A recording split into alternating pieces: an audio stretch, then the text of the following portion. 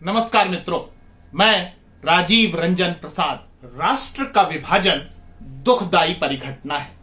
इससे विभाजित हुए राष्ट्रों को प्रतिस्पर्धा और परस्पर शत्रुता की सौगात मिलती है, भला नहीं होता है। हम महाभारत काल में हुए हस्तिनापुर के विभाजन पर चर्चा करने जा रहे हैं, तथापि इतिहास से यदि आज ने सबक नहीं लिया तो इस अध्ययन का लाभ क्या है। अतीत पर चर्चा से पहले विभाजन के कुछ उदाहरण लेते हैं। द्वितीय विश्व युद्ध के बाद हमने वर्ष 1945 में जर्मनी का विभाजन देखा। हमने विभाजित जर्मनी को पूंजीवाद और साम्यवाद की कश्मकश में पिसते भी देखा, और यह भी कि कैसे वर्ष 1979 में पूर्वी जर्मनी और पश्चिमी जर्मनी को विभाजित करने वाली बर्लिन की दीवार गिरा दी गई। जर्मनी पुनः एक हो गया। ऐसे ही एक दिन दोनों वियतनाम एक हो गए। हमने यह भी देखा कि कैसे सोवियत संघ से विभाजित होकर 15 स्वतंत्र राष्ट्र बन गए। अब हम इस विभाजन की विभीषिका को रूस यूक्रेन युद्ध के रूप में देख रहे हैं। हमारा प्यारा देश भारत भी अनेक विभाजनों से गुजरकर आज के स्वरूप में हमारे सामने है। सबसे हालिया विभाजन तो पाकिस्तान धार्मिक आधार पर भारत से अलग हुआ है। यह अलगाव पाकिस्तान को क्या दे सका है? क्या अलग राष्ट्र बनाने के पीछे जो सोचा गया था वो हासिल कर लिया गया? अगर ऐसा है तो फिर पाकिस्तान के हाल के दर-दर भिखारी जैसे हालात क्यों हैं? यदि धार्मिक आधार पर विभाजन की जिन्ना की अवधारणा जो टू नेशन थ्योरी के रूप में हमारे सामने रखी गई थी उसमें लेश मात्र भी आधार था, तो स्वयं नवनिर्मित पाकिस्तान जहां एक ही धर्म इस्लाम का बोलबाला था, उससे मुसलमान नागरिक बाहुल्य बांग्लादेश अलग कैसे हो गया? विभाजन के पीछे की मानसिकता दूषित होती है। विभाजन किसी राष्ट्र को कमजोर ही करता है, किसी टुकड़े को कोई लाभ नहीं होता। विषय में आगे बढ़ूं इससे पहले अपनी ही एक कविता की कुछ पंक्तियां। एक बार देश में पंछी के 2-4 चिरैये लड़ बैठे, फिर आसमान में सीमाएं बन गई अनेकों। कैसे सूरज बटता लेकिन किसके हिस्से चांद सिमटता, और हवाओं का क्या होता? बैठ चिरैये सोच रहे थे, तुम भी सोचो, सीमा में क्या बंध जाएगा सब कुछ? इस भूमिका के आलोक में चलते हैं महाभारत काल के उस घटनाक्रम की विवेचना करने जबकि राष्ट्र का विभाजन आवश्यक प्रतीत होने लगा था। एक राष्ट्र में 2 युवराज हो गए थे और कोई भी किसी से कमतर नहीं था अथवा अधिकारों को छोड़ने के लिए प्रस्तुत नहीं हुआ। थोड़ा सा पहले चलते हैं जबकि कौरवों ने लाक्षागृह का षड्यंत्र रचा, जिसके तहत वे पांडवों को उनकी माता कुंती सहित जीवित जला देना चाहते थे। विदुर की नीति, युधिष्ठिर की सजगता और पांडवों की युक्ति से सभी बच गए तथा कुछ समय तक गोपनीय रूप से यत्र तत्र परिभ्रमण करते रहे। पांचाल देश द्वारा द्रौपदी के स्वयंवर की घोषणा होती है। संयोग से पांडव वहां पहुंचते हैं। अर्जुन स्वयंवर की शर्त को पूरा करते हैं। कुछ सामाजिक पारिवारिक स्थितियां ऐसी बनती हैं कि राजकुमारी द्रौपदी का विवाह 5 पांडव भाइयों से होता है। अब इस विवाह के बाद पांडवों के साथ पांचाल राज्य की शक्ति जुड़ चुकी थी, इसलिए वे अपने अज्ञातवास से बाहर आ जाते हैं। युधिष्ठिर घोषित युवराज थे, अतः हस्तिनापुर पर उनका स्वाभाविक दावा बना हुआ था। पांडवों को मृत जानकर अब तक धृतराष्ट्र ने अपने बेटे दुर्योधन को युवराज घोषित कर दिया था, अतः उसी सिंहासन का अब नया उत्तराधिकारी भी सामने था।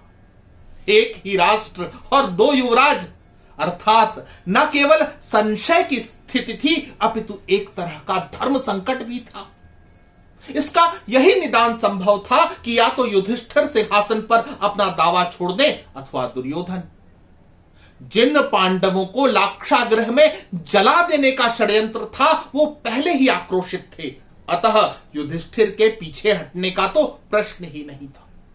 दुर्योधन तो नेत्रहीन धृतराष्ट्र की उस महत्वाकांक्षा का हिस्सा था जो सिंहासन से जुड़ी हुई थी, अतः अब द्वंद्व आरंभ हो गया।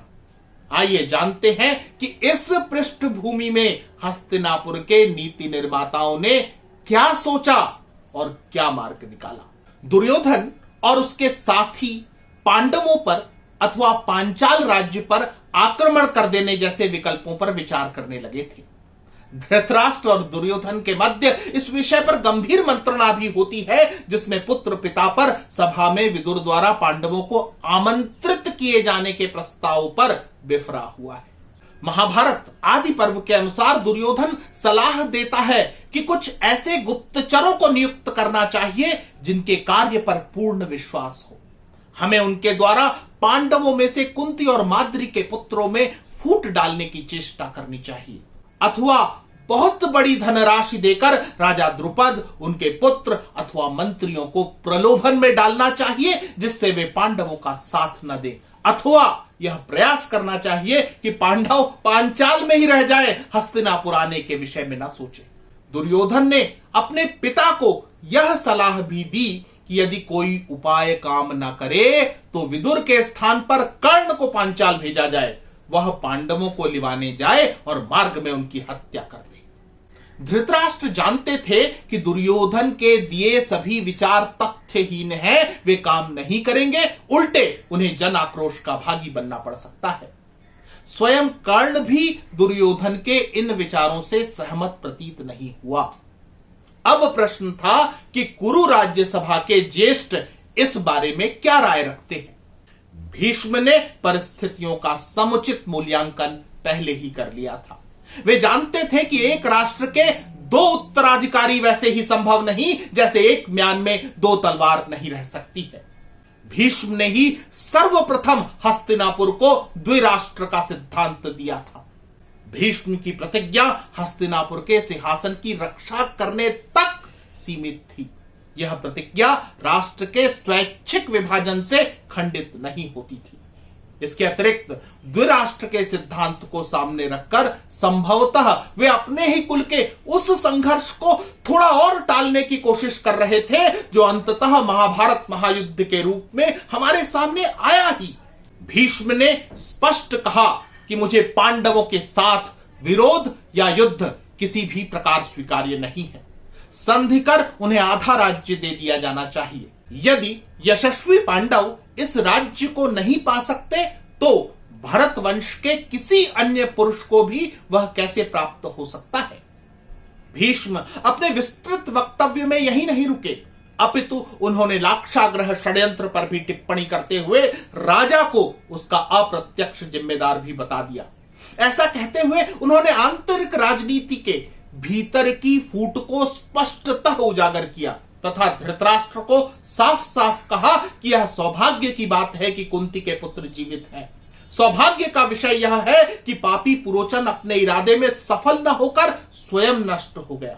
लोग इस कार्य के लिए पुरोचन को उतना दोषी नहीं मानते जितना राजन तुम्हें दोषी समझते हैं।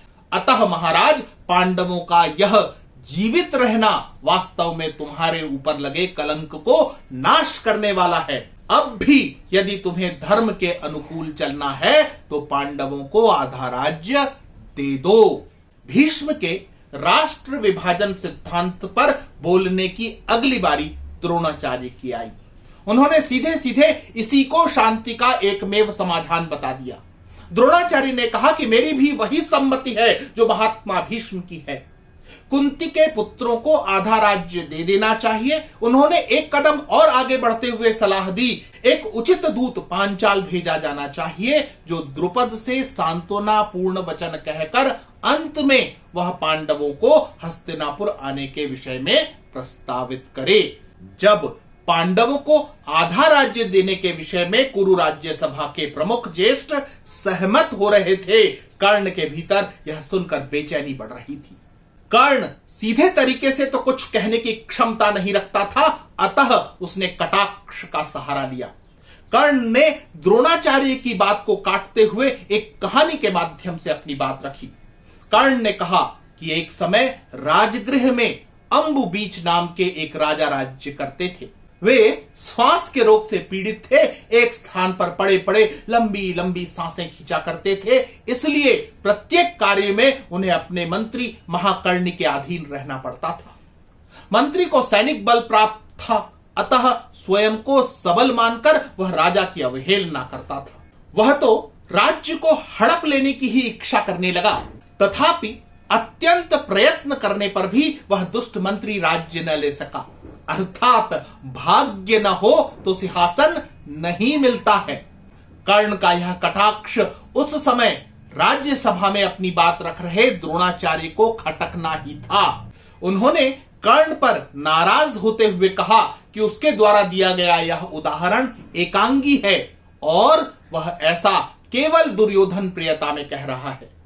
संभवतः आचार्य आगे भी अपने कथन को स्पष्ट करते, लेकिन कर्ण के इस व्यवधान से क्षुब्ध अंत में वे यही कहकर अपने आसन पर बैठ गए कि मैं अत्यंत हित की बात कर रहा हूं। यदि उसके विपरीत कुछ भी किया जाएगा तो कौरवों का शीघ्र ही विनाश हो जाएगा, ऐसा मेरा मत है। यहां तक तो तर्क और वितर्क थे, लेकिन हस्तिनापुर के विभाजन पर महामंत्री विदुर की क्या राय है, इस पर सभी की दृष्टि थी। विदुर ने भी भीष्म के अभिमत के समर्थन में अपना मत दिया। कुरु राज्य सभा में केवल विदुर ही वह सच जानते थे कि लाक्षागृह में क्या हुआ था। पांडवों को जलाकर मार देने का षड्यंत्र किन्होंने रचा था, और यही कारण है कि उन्हें यह सही प्रतीत हुआ। संभव है विभाजन कुल कलह को समाप्त कर दे, दो समानांतर राष्ट्र बन जाएं जो अपने विवाद को परे कर लोकहित में कार्य करते हुए यश और समृद्धि को प्राप्त करें। विदुर जानते थे कि जो विचार भीष्म और द्रोणाचार्य द्वारा सभा में रखे गए हैं उससे राजा धृतराष्ट्र संभव नहीं है। अतः पूर्व वक्ताओं का पक्ष लेते हुए महामंत्री विदुर ने कहा कि ये दोनों तो धर्म के ज्ञाता महापुरुष हैं, अतः स्वार्थ के लिए किसी एक पक्ष को लाभ पहुंचाने वाली बात वे नहीं कहेंगे। इन्होंने जो सम्मति दी है इसी को मैं आपके लिए परम कल्याणकारक मानता हूं। महाराज, जैसे दुर्योधन आदि आपके पुत्र हैं, वैसे ही पांडव भी आपके ही पुत्र हैं, इसमें संशय नहीं है।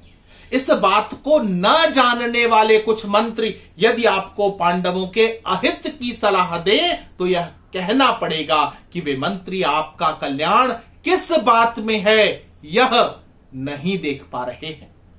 पहले उनके पिता का राज्य होने के कारण पांडव ही धर्म पूर्वक इस राज्य के उत्तराधिकारी हैं। राजन, पुरोचन के हाथों जो कुछ करवाया गया उससे आपका बहुत बड़ा अपयश सब ओर फैल गया है। अपने उस कलंक को आज आप पांडवों पर अनुग्रह कर धो डालिए। विदुर ने युद्ध के विकल्प पर भी बात करते हुए कहा कि न केवल द्रुपद अपितु श्री कृष्ण और बलराम जैसे अजेय वीरों से सज्जित द्वारिका की सेना भी इस समय पांडवों के पक्ष में है। अतः यह विचार भी किया जाना चाहिए कि क्या सैनिक संघर्ष हस्तिनापुर के हित में रहेगा।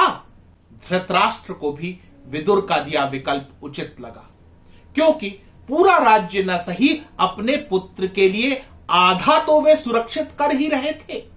यदि सभी का अभिमत युधिष्ठिर के पक्ष में रहता और उस पर लोक सहमति भी बन जाती, तब दुर्योधन, कर्ण और शकुनि के विरोध के बाद भी धृतराष्ट्र ने विदुर को पांचाल राज्य जाकर पांडवों को ससम्मान हस्तिनापुर लिवा लाने के लिए भेज दिया। विदुर जब पांचाल पहुंचे, उन्होंने पांडवों से भेंट की। वहां पर द्वारिकाधीश श्री कृष्ण भी समुपस्थित थे। सभी की उपस्थिति में यह निर्णय लिया गया कि पांडवों को हस्तिनापुर लौट जाना चाहिए और राज्य के विभाजन का प्रस्ताव सहर्ष स्वीकार कर लेना चाहिए। धृतराष्ट्र यह जानते थे कि विभाजन को टाला नहीं जा सकता। यही कारण है कि अपने शुभ चिंतकों की सलाह से पहले ही उन्होंने वह परिक्षेत्र चुन लिया था जो विभाजन के द्वारा पांडवों को हस्तगत किया जाना था। यह उपेक्षित वन परिक्षेत्र खांडव प्रस्थ था, जहां वन थे, उजाड़ था, अराजकता थी, अव्यवस्था थी और सबसे बढ़कर कोई भी व्यवस्थित नगर परिधि में अवस्थित नहीं था। युधिष्ठिर का राज्याभिषेक हस्तिनापुर में ही कर दिया गया। अब धृतराष्ट्र ने भी पांडवों को यथाशीघ्र विदा करना ही उचित समझा और युधिष्ठिर को बुलाकर कहा कि कुरुनंदन, आज ही खांडव प्रस्थ चले जाओ। नृपश्रेष्ठ पुरुरवा, आयु, नहुष तथा ययाति खांडव प्रस्थ में ही निवास करते थे। वही समस्त पौरव नरेशों की पूर्व राजधानी थी। इसलिए तुम खांडव प्रस्थ नगर को पुनः बसाओ और अपने राष्ट्र की वृद्धि करो। पांडव खांडव प्रस्थ पहुंचे, जो भयानक वन प्रदेश था। न संगठित गांव थे, न उन्नत नगर। इसके बाद भी पुरुषार्थी पांडवों ने अपने अधिकार में आए राज्य के हिस्से को बेहतर नियंत्रण द्वारा, सुशासन के माध्यम से और पौरुष के बल पर कुछ ही समय बाद हस्तिनापुर से भी अधिक समृद्ध और सुंदर बना दिया। अपनी राजधानी का नाम उन्होंने इंद्रप्रस्थ रखा, जो देवराज के स्वर्ग की शोभा को भी चुनौती देती थी। क्या यह विभाजन सुखांत था? हस्तिनापुर के विभाजन से पहले पांचाल राज्य का विभाजन हुआ था और द्रोणाचार्य के बेटे अश्वत्थामा एक हिस्से के राजा बनाए गए थे। इसका प्रतिशोध लेने के लिए ही तो धृष्टद्युम्न आजीवन लगे रहे। अंततः द्रोणाचार्य का उन्होंने महायुद्ध में वध कर दिया। प्रत्युत्तर में अश्वत्थामा ने महाभारत युद्ध की लगभग समाप्ति पर रात के समय सोते हुए धृष्टद्युम्न की हत्या कर दी और पांडवों के शिविर में आग लगा दी। हस्तिनापुर के विभाजन को ही देखें तो इंद्रप्रस्थ का आगे बढ़ना दुर्योधन और उसके साथियों को फूटी आंख नहीं भया। पांडव एक और आगे बढ़ रहे थे, यहां तक कि युधिष्ठिर सम्राट बन गए, लेकिन हस्तिनापुर अभी भी षड्यंत्रों की राजधानी बनी रही। इन्हीं षड्यंत्रों का प्रतिफल था कि कुरु सभा में हुई द्यूत क्रीड़ा तथा कालांतर में महाभारत का महासंग्राम। विभाजनों ने क्या दिया, इसे केवल महाभारत के संदर्भ में क्यों देखना? सोच कर देखिए कि यदि भारत से पाकिस्तान के रूप में विभाजन न होता तो क्या 4-4 युद्धों की विभीषिका हमें झेलनी पड़ती? क्या एक कमजोर परमाणु संपन्न पाकिस्तान भारत के लिए बड़ा खतरा दृष्टिगोचर नहीं होता? क्या विभाजन ने हमें चिर अशांति प्रदान नहीं की है? मित्रों, आज इतना ही। फिर मिलता हूं ऐसे ही किसी ऐतिहासिक वृतांत के साथ। अगर आपको मेरा यह चैनल पसंद आ रहा है तो कृपया इसे सब्सक्राइब करें। आप इस प्रस्तुति को लाइक या शेयर भी कर सकते हैं। नमस्कार।